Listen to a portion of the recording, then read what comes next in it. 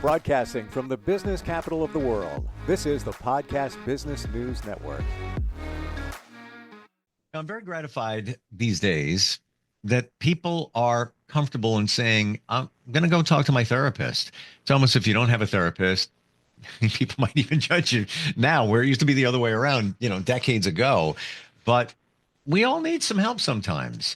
And there's different types of therapy. Today, we are going to focus on music therapy and how using music can help people, especially children with challenges, move their life forward and communicate and feel freedom and liberation and so much more. She is the woman behind Back Mountain Music Therapy. Antoinette Morrison joins us back on the program. How are you doing today?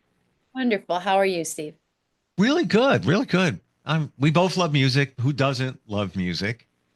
We put it on to invoke a feeling, emotion, maybe even heal. You might not even know you're doing it, but you might be healing from listening to certain types of music. I want to go deep into how that healing takes place when you work with somebody on a therapy level. There's a lot more than you just putting on a song and somebody listening to it. Now I feel better now. It's a whole process. Can you walk us through that? Sure. I can kind of give you a generalization of what a session might look like. Everybody's different, of course.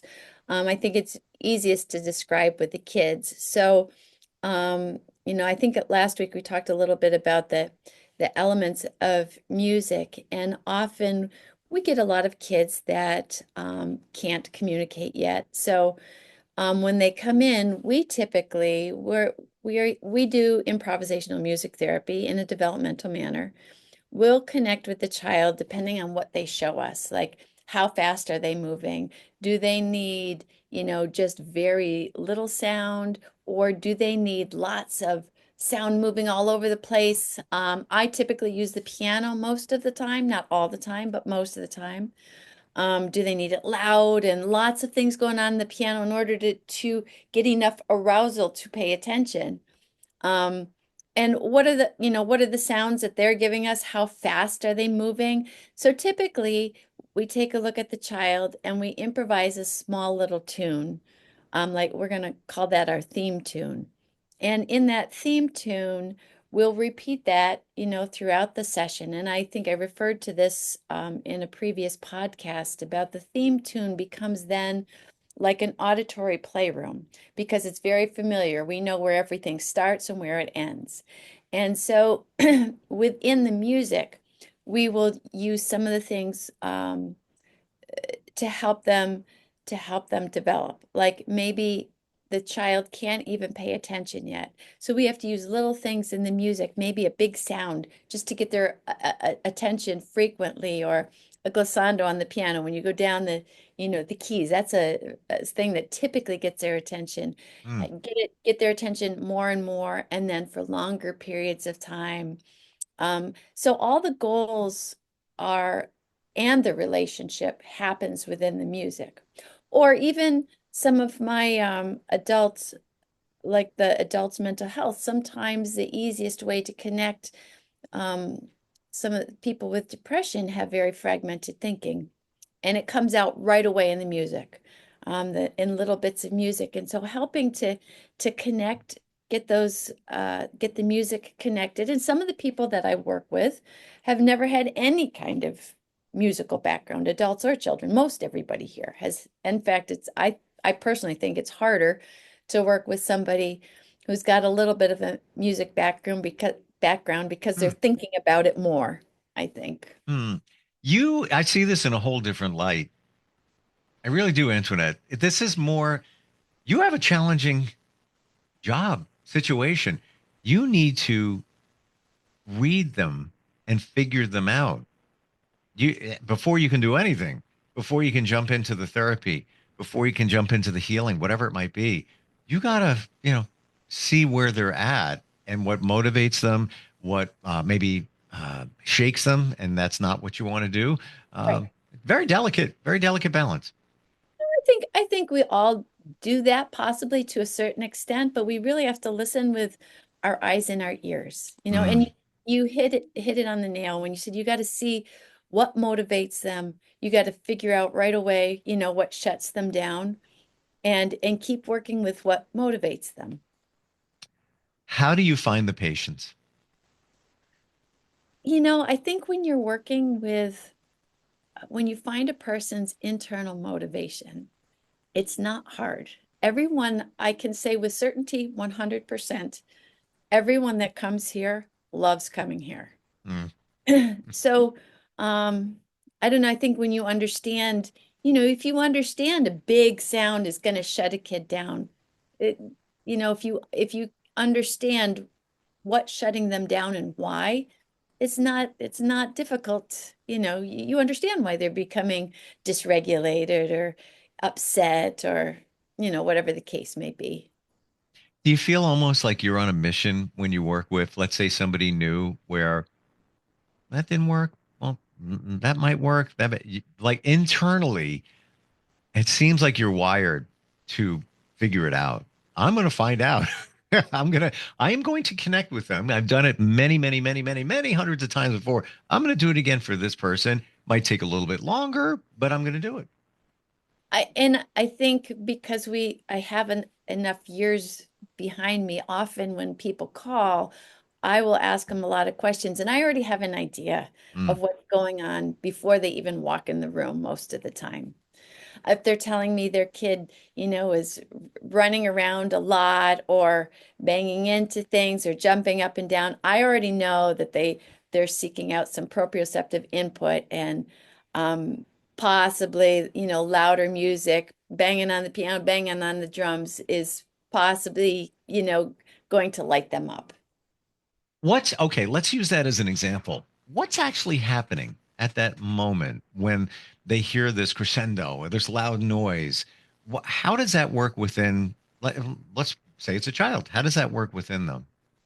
Well, I'm following their lead. So whatever they're showing me, initially I'm matching and I'm giving to them whatever sensory input they're seeking. So if you start shutting a kid down and they're seeking a sensory input, like maybe they're flapping their hands and maybe that stimulates them enough to pay attention. Well, if you try to shut that down, it's going to be harder for them to pay attention. You got to get attention before you go anywhere else. You have to have safety first. That's ground zero. And then you have to be able to get their attention because nothing is going to work if they're not paying attention to you. Mm. That's a challenge in itself. Get them to pay attention to you. Well, I mean, it's all these kids are still kids. So I'm talking kids now, but Hmm. they're all kids. And if you look at them like that, there's something that makes every child, light up. And you just kind of figure that out, as you meet them in the room, I guess. For you, and I'm going to go back and focus on you for a moment. Okay. You're a music therapist. Did you find that music was therapy for you way, way, way back? Um, I was a really quiet kid and I had a propensity towards the piano from before I was even 5. My parents started me on piano. Hmm. I think I don't know if it was therapeutic, but it was my voice. It was who I was. Mm. I did it. That's how you knew who I was, like in school. And I think Wow. when somebody presented music therapy, and I think this is the case with most of the students I used to speak with, it just made so much sense. It was all my interests, combined. You made something very clear for me in what you just said, in What's that? that when I was younger, elementary school, I wanted to be, I wanted to be on the radio, but I wanted to be a cartoonist. And I would work at both of them in all different ways. And I always thought that art and cartooning was my therapy. I had that like epiphany in the last couple of years, like, oh, because you had some challenges, you got bullied in school and other things going on. That was kind of my outlet, my challenge. And I believe to a point it was, but what you just said, I never realized it was my outlet. It was my That's how I got attention too. Yeah. Because where did it go from there? Well, Mr. Eaton in fifth grade, never forget him. He encouraged my creativity. So I was the editor of the, classroom newspaper. My cartoons could be in there, and people say, "Yeah, that's really good."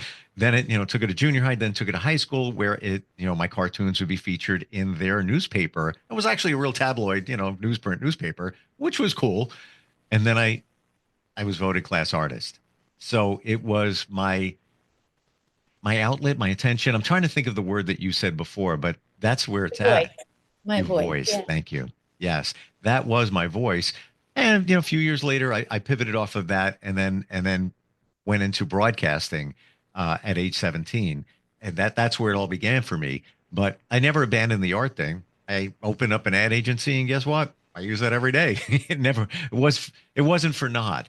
But the voice, yeah, and who doesn't want to be heard? Even a child with challenges who isn't even um, that proficient in verbal skills, but they want to be heard. They want to be seen, right? Actually, and now that you mention it, I think I did a lot of accompanying. I did a lot of accompanying all through high school and various venues. And Mm. when you accompany, it's different than performing because you are the servant to the person you're accompanying for. So Uh-huh. you have to be watching their cues all the time. And actually, now that you're mentioning what you said, I think that probably, kind of set me up for Hmm. being perceptive with clients as I got into music Wow. therapy. And I feel I'm the same way in a lot of regards. I don't have to have the spotlight. I like working with a team. I don't care who scores the touchdown. It's all good. But there's always different roles. Sometimes you're in the spotlight. Sometimes you're accompanying somebody. And it's almost when you're working with somebody on a therapy level, it's almost like you're accompanying them there, right? Yes, yeah, it really is. Hmm. Accompanying them on their journey. How often does somebody you're working with want to, best description, do a solo, like do their own thing, and then you kind of like watch them, guide them along the way? Does that happen a lot? It happens, yeah. Hmm. And there's always a reason for it. So a lot of times if they're wanting to go on their own thing, go on their own thing away from you, there's a reason. And you have to work with that. I have a little girl right now that every once in a while she takes my hands off the piano or she shuts it off and if I push it, it'll go on forever. If I play with her where she's at, she eventually puts that button back on or puts my hands back on the piano and gets a smile, and we continue on. Is the piano the the key instrument in terms of what you do? Is it the one you always go back to? And if so, why? I use that the most. We use the guitar and ukulele and some percussion in there, but one, that's my most comfortable instrument. I'm most proficient at that, but also my client can join me at the keyboard Mhm. and we can play together. And I have the luxury of volume on the piano, and I also have, I personally, anyways, maybe other people that are more proficient at other instruments, but I can do a lot more. If I need lots of things going on at once on the piano, I can do that.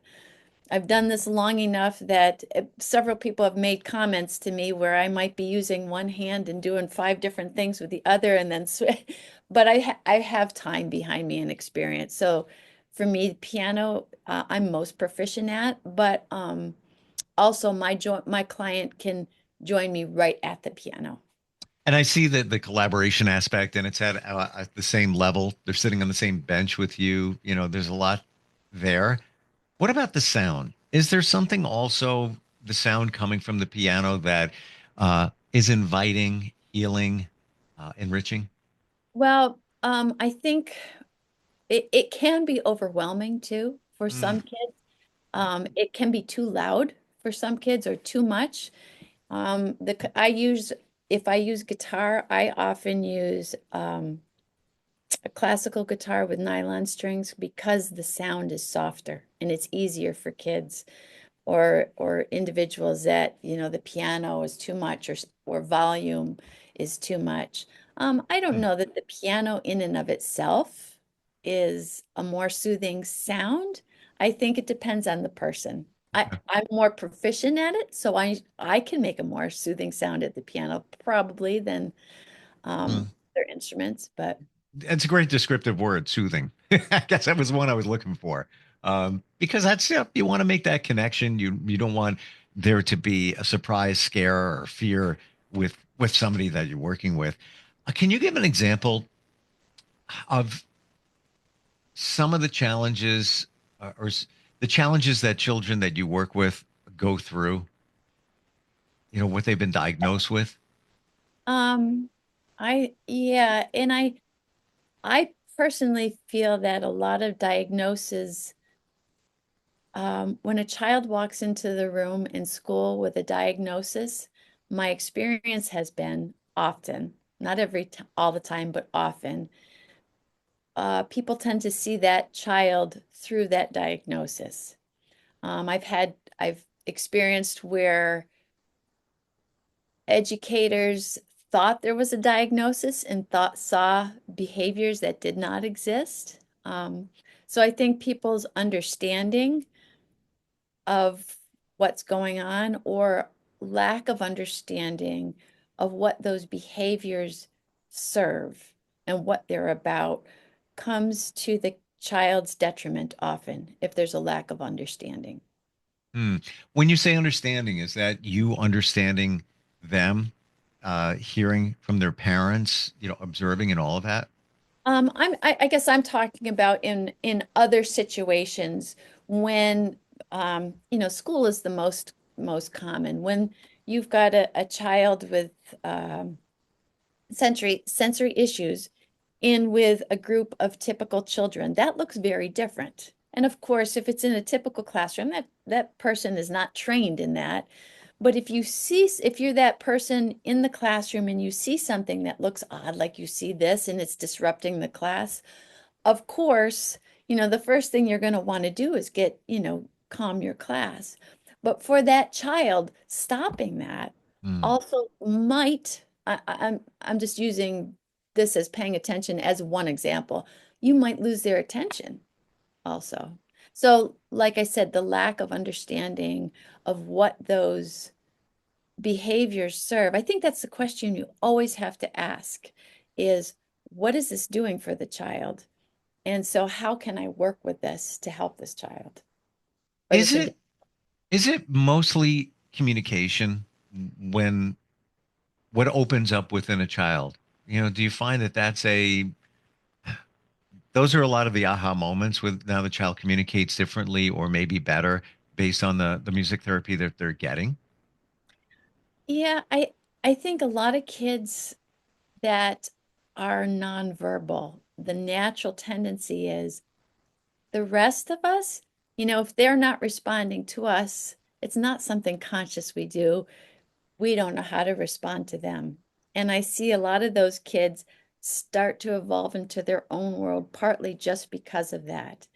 And when I start to follow them in the room with what they're doing, and they start looking at me and then start doing things to get my attention, that's the real big aha moment. Because now, instead of just doing things in their own little world where they're really not going to evolve that way, they're starting to develop a relationship and look for feedback. And that's where all development is going to happen between individuals, really. Hmm. How does it make you feel when you feel that you see that there's some progress being made, child is responding, they're actually enjoying their session with you? What's that feel like inside? Well, I'll tell you, Steve, there is no funding in the state of Pennsylvania for music therapy. There's no funding for developmental work yet in Pennsylvania. So it feels good enough that I need to do this despite. You're on a mission and you have a goal and it's don't get me started on the healthcare system. We'll be here for 28 hours, and that's just the introduction. But yes, I hear what you're saying. There's so many wonderful modalities out here that can help adults and children move their lives forward. And unfortunately, there's not funding for it. It's not recognized in insurance and all of that. But this is music is everything. Food is life, they say. Food is medicine. I'm going to put music right, along the way there. Can survive without music, but it is. Can you imagine a world without music?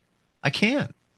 Well, if we think about music as a way of relating, Hmm. that I would say the relationship part is more important than the food part. And so however we find, however we are able to relate to people. And so with music, it's easy to do it without language. Yeah, So if you can't speak, you can speak their language without speaking their language. 100%. And when I think to everybody in my circle, I don't, I can't identify one person that doesn't like going to see live music. Some more than others, Yes. but every single one of them, and maybe it's, I don't know, maybe it's just my world. I don't know. But everybody at some point says, let's go hear that DJ. Yeah, that band, I want to check them out. There's just something that comes from it, like a feeling, and you, like you said, a relationship, a Yes. connection. It could be When you strangers. when you go to see live music, it's not just you alone. There's a connection. Yeah. And you were asking me before, I think when there's a misunderstanding of that child, there's also a disconnect, I think, for parents, that they're or caregivers. They're they're not in with everybody else. They have different things going on, which puts another disadvantage for everybody involved, the parent and the child.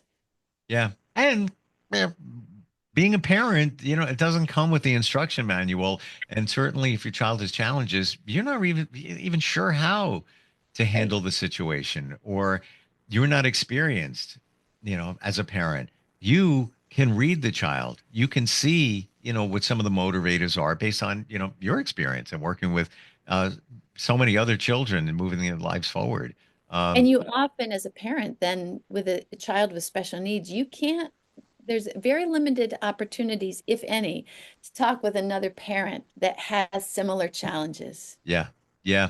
So true. And guess what? Every child is different. Right. So you might skim the surface, but, to go deeper. But I feel with music therapy, you go deeper. You I can think so. identify. Yeah, you can connect. Wonderful talking with you. Yeah, I know we got deep today, but like a full understanding of what you do and how you do it and how it makes an impact. Share with everybody, if you could, Antoinette, your website. It's www.backmountainmusictherapy.com. It is my hope that someone will hear this, and especially in Pennsylvania, uh, somebody that is connected, change the view of the funding for this. It's needed. It is. It is needed. It really is. Thank you so much for being here today. Really appreciate it. Thank you. Thank you, Steve. We'll be right back.